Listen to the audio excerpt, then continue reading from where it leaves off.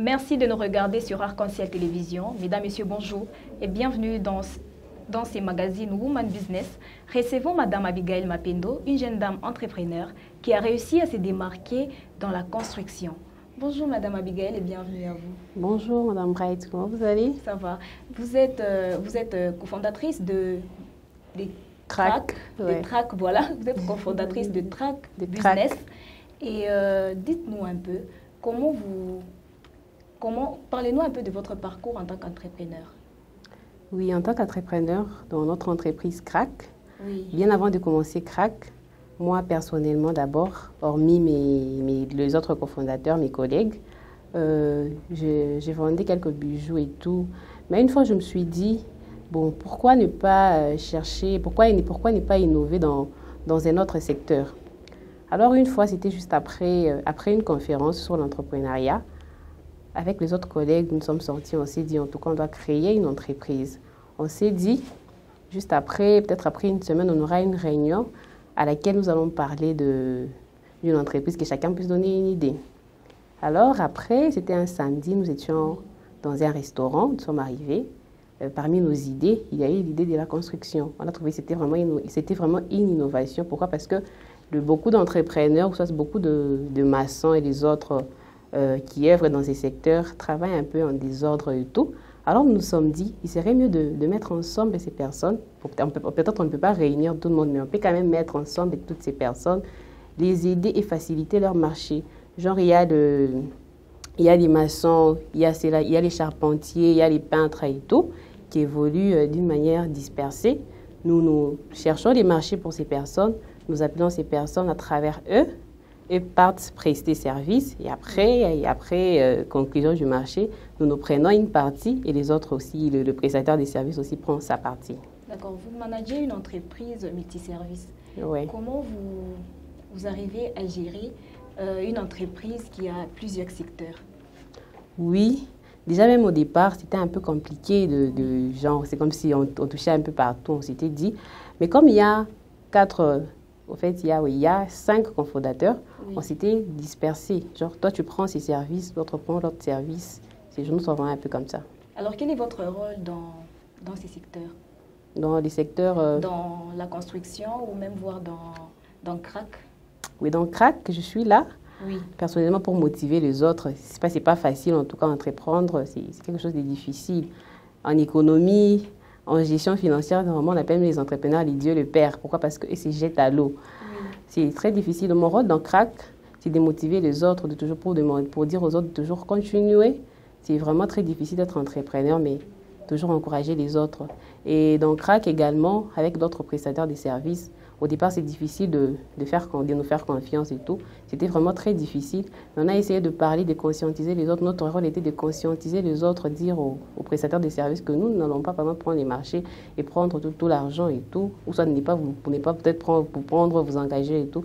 Nous avons pris les prestataires, leur faire comprendre que nous sommes là pour les aider. C'était pas facile, même pour les clients, c'est un peu aussi difficile. Genre dire que non, nous allons vous amener des maçons, mais regarde-moi une dame, aller parler pendant pour un client, c'était très difficile. Mais notre rôle était vraiment de faire le tout pour que les clients puissent avoir confiance en nous. Parlons un peu de Crack en général. Oui. Vous êtes dans la restauration, oui. La construction, etc. Et est-ce que vous avez fait des études quant à la construction? Est-ce que vous avez fait des études quant à ce ou des formations? Personnellement, moi, je n'ai pas fait des formations sur ça, mais sur la restauration, j'ai fait quelques formations. Oui. J'ai fait quelques formations, mais je n'avais jamais pris ça en considération. C'est après qu'on a créé Crack que j'ai eu à appliquer ce que j'ai étudié. Et quand il faut faire, par exemple, l'élaboration de plans, les maquettes et tout, les finissages, comment vous y prenez puisque vous n'avez pas fait des études quant à ce? Vous faites recours aux autres ou... Comme je vous l'ai dit au départ, oui. Nous facilitons les marchés. Oui. Genre, quand il y a un client qui vient, qui nous demande, par exemple, que nous cherchons les plans, construction oui. Et tout, nous cherchons un maçon qui s'y connaît, oui. Celui qui viendra faire ça à notre place. Et après, à la fin, nous partageons l'argent, ils prennent un pourcentage, et l'autre, nous prenons les restes. Donc, vous êtes juste là, vous êtes comme facilitateur? Oui, facilitateur du marché, oui. Vous facilitez les marchés aux autres, oui. D'accord. Et en tant que femme entrepreneur dans ces secteurs ou dans l'entreprise Crack, aussi cofondatrice, quel est votre apport dans cette société? Oui, mon apport est de, par exemple, comme je suis étudiante à l'économie, j'ai quand même quelques notions qui peuvent permettre à ce que l'entreprise ne tombe pas en faillite, qui peut préserver, qui peut-être peut faire le tout pour que l'entreprise soit performante et tout. C'est ça mon apport dans l'entreprise CRAC. Vous êtes jeune et entrepreneur. Oui. Qu'est-ce qui vous a autant motivé d'entreprendre dans ces secteurs? Ce qui m'a motivée, j'ai vu qu'il n'y avait pas beaucoup d'entreprises. Je ne peux pas dire que nous sommes la seule entreprise. J'en connais quand même quelques-unes aussi qui œuvrent toujours dans la construction. Ce qui m'a vraiment motivée également, c'était cette rareté. Oui, c'était vraiment très, oui, cette rareté-là. Il y a beaucoup d'entreprises, mais il n'y a pas beaucoup d'entreprises qui œuvrent dans les secteurs de la construction. Pensiez-vous vraiment, en créant CRAC, répondre aux besoins de la société? Oui. Dans quel sens il faudrait que vous puissiez nous expliquer? Parce que vous n'êtes pas les seuls sur les marchés. Oui. Il y a aussi d'autres entreprises qui œuvrent dans le même domaine que vous. Ouais, ouais. Et quelle est votre démarcation? Oui. Non, nous démarquons dans quel sens? Nous cherchons les marchés, nous cherchons également les clients. Il y a, par exemple, il y a un monsieur, il y a un charpentier qui avait fait, je pense, même 3 mois sans trouver les marchés. Il est toujours à la maison et tout. Après, nous avons cherché les marchés.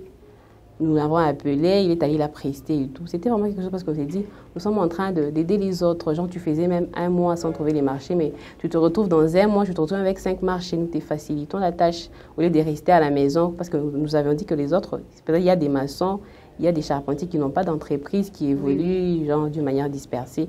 Mais nous les avons mis ensemble, nous cherchons pour vous les marchés. Genre, tu avais peut-être 5 marchés dans une année. Mais avec CRAC, tu as quand même, je peux dire, 20 marchés dans une année, par exemple. C'est quelque chose de bien.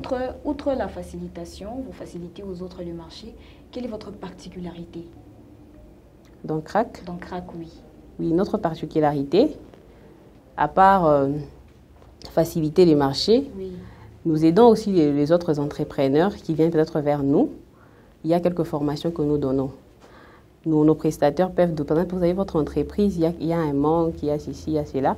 Nous prenons vos prestataires, nous appelons également nos prestataires, nous les mettons ensemble pour un échange d'expérience.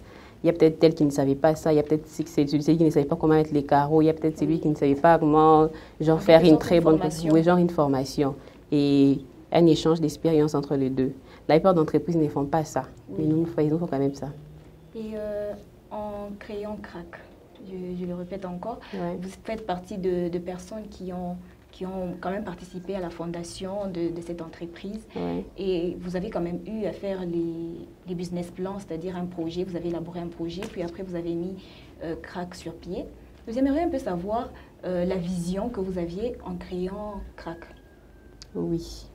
La vision qu'on avait en créant CRAC, c'était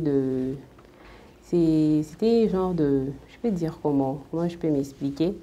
La vision en créant CRAC, c'était genre de créer une entreprise multiservice qui va aider la population, qui va répondre aux besoins de la population. Tu es genre un monsieur, tu travailles, tu n'as pas le temps, nous venons vers toi, nous te proposons par exemple un service et tout, tu te dis, ça en tout cas je sais. Par exemple aussi même dans la restauration, il y a même quelques organisations qui organisent des formations, mais qui cherchent aussi les gens qui œuvrent dans la restauration. Mais nous, CRAC, nous venons pendant vers vous, nous vous sollicitons, nous vous disons que non, nous œuvrons également dans la restauration, dans ceci, dans cela. Vous nous dites que non, nous, dans notre ONG, nous organisons quelques formations, mais nous souffrons, parce que récemment, là, j'étais même dans une organisation, on m'a dit, en tout cas, nous avons vraiment souffert pour trouver quelqu'un qui œuvre dans la restauration.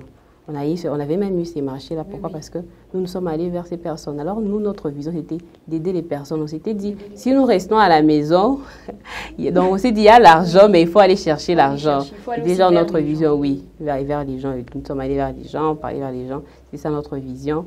Ne pas rester à la maison, aller vers les gens et aider la population. Aider aussi la population. Alors, quelle est votre vision dans 5 ans, dans 3 ans? Est-ce que vous pensez aussi vous étendre en RDC ou vous voulez seulement uniquement œuvrer à Lubumbashi et tout? Non, non. Selon notre vision, nous voulons d'abord nous étendre en RDC, pourquoi pas en Afrique également. Nous avons d'abord voulu commencer, stabiliser les choses ici, parce que nous sommes encore juste là au début, nous sommes encore au début. Alors on s'était dit qu'on puisse patienter, que les choses d'abord puissent aller ici à Lubumbashi, et après on pourra penser à aller dans d'autres provinces, pourquoi pas en Afrique. La construction, c'est un secteur dominé par la présence masculine. Alors vous, en tant que femme, comment arrivez-vous à vous en sortir? C'est vraiment que depuis le début, je vous avais dit que c'était un peu difficile d'aller vers... Oui, mais on a besoin de comprendre. C'est ça, donc je vous ai dit, non, c'était un peu difficile. Aller vers un monsieur, lui dire que non, nous œuvrons dans la construction et tout, c'était vraiment très, très difficile. Déjà également que moi, je n'ai même pas fait ces études-là. C'était aussi quelque chose de très difficile. Je ne connais même pas les mots techniques, je ne connais même pas comment ça s'est fait et tout. C'était vraiment très difficile. Mais par après, comment est-ce que nous nous sommes en sortis? En vivant avec les prestataires et tout, on a eu aussi quelques mots, je peux dire comment, quelques stratégies et tout. Raison pour laquelle on a eu quand même quelques expériences et quelques stratégies. Et même par après, quand on parle aux prestataires, peut-être des fois, je ne pars pas seule, je pars avec un homme qui s'y connaît, par exemple un maçon qui s'y connaît, un employé qui est maçon, il m'accompagne, on part vers un monsieur, non, il y a ceci, il y a cela. Quand il me voit aussi que je parle, en tout cas, ça l'encourage également. Et même quand nous partons vers les dames, ça les encourage. Une fois, là, on a même parlé avec quelques élèves, je pense de quelle école? C'est Mapoussou Kenny. Mapoussou Kenny, oui. Il y a des élèves qui font également la construction. Nous avons trouvé là-bas qu'il y avait les filles. Nous les avons également encouragés. Pourquoi? Parce que c'est dans un secteur où il y a peu de filles. On s'était dit non. On les a également encouragés à créer des entreprises après leurs études. Tu finis en construction, ne reste pas à la maison, ne pars pas chercher un boulot. C'est déjà un travail qu'on t'enseigne. C'est déjà quelque chose de bien que tu es en train d'apprendre. Quand tu finis, tu peux entreprendre dans ces domaines-là. En tant que femme entrepreneur, vous faites face à des différents ou multiples même défis. Quels sont ces défis? Les défis également, il y a un problème parce que l'État aussi ne nous encourage pas. Oui. Nous avons un problème avec l'État, il y a beaucoup d'impôts. Vous commencez là au début, il y a beaucoup de choses qui se passent. Hormis ça, quand on voit une femme, on se dit, ah, pour les femmes, c'est toujours bizarre. Pour les femmes, c'est un peu bizarre, ça ne va pas évoluer. Il y a vraiment ces problèmes auxquels nous confrontons et tout. Mais bon, avec la force, quelques motivations aussi de quelques coachs, on évolue quand même. Malgré toutes ces difficultés, vous œuvrez quand même. Oui. Qu'est-ce que vous faites pour relever ces défis?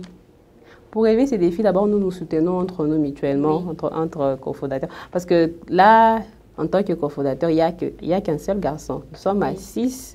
Nous sommes à 5, il y a 4 filles et un garçon. Là, entre nous, on peut dire nous nous motivons entre nous. On s'est dit non, qu'on ne lâche pas. Il y a des moments où on peut se dire, ah, depuis qu'on a commencé à ceci, c'est mieux qu'on laisse et tout. Et après, il y a peut-être quelqu'un qui vient qui dit non. Il y a même 2 personnes qui se disent non, continuons, c'est toujours comme ça. Aussi avec l'aide de Dieu, Dieu aussi nous aide, nous prions. Ça nous aide également. Alors, Madame Abigail, quel conseil donneriez-vous à toutes ces femmes qui vous suivent là et qui ont peut-être peur d'entreprendre dans votre secteur? Tout ce que moi j'aimerais dire à toutes ces femmes, la peur est très normale, c'est très normal. Mais tout ce que moi j'aimerais vous donner comme conseil, c'est de ne jamais abandonner et de toujours commencer. Je peux dire le premier pas de l'entrepreneur, c'est les commencements. Commencer, c'est la chose la plus difficile. Mais ce que moi je peux vous donner comme conseil, commencez. Peu importe les difficultés que vous allez trouver, continuez toujours et ne jamais lâcher. Merci Madame Abigail d'avoir répondu à notre invitation. Merci également de m'avoir invitée. Mesdames, Messieurs, vous étiez nombreux à nous suivre sur vos écrans. Merci et à tout de suite.